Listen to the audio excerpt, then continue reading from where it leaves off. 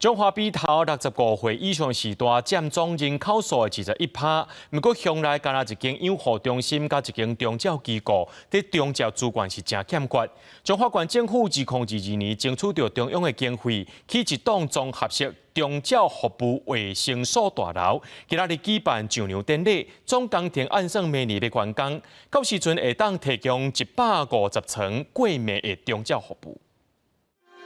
中华县鼻头乡全乡有28000多人，其中65岁以上的时代占总人口数的21%，是超高龄化社会的人口结果。但是目前鼻头乡内的宗教名称位仅那135层，无够用。县府2022年争取到中央经费，当咧起一栋综合式宗教服务卫生所大楼。5个都有一个65岁以上的老人吼，所以讲鼻头乡确实需要一个完善吼会当照顾许多人的长照服务机构。老人的失能的人数是第一高，大概47000多人在当下哈。对于长照的一些相关的资源的部件就非常的重要。 这栋地下1层楼、地面上7楼高的综合式宗教服务卫生所大楼，有规划托婴中心、亲子馆、日间照顾、宗教过暝服务，也会引进复健科医师进驻。这嘛是台湾头一间有规划专业复健中心的宗教机构。病院内底，不管是开刀啦、中风吼，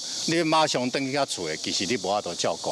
啊，你要叫你逐工去做复健哦，其实嘛，不是每一个家庭拢有法度来做这种的安排。所以这种的复健型的住宿机构，在欧美的国家拢已经有啊，台湾这是这是第一栋。鼻头乡宗教服务卫生所大楼总工程费5.6亿，卫福部补助2.8亿，剩的由县府负担。工程预计明年完工，启用了后会当提供150层的自属型宗教服务，增加南中华地区的宗教量能甲资源。记者杨淑晴综合报道。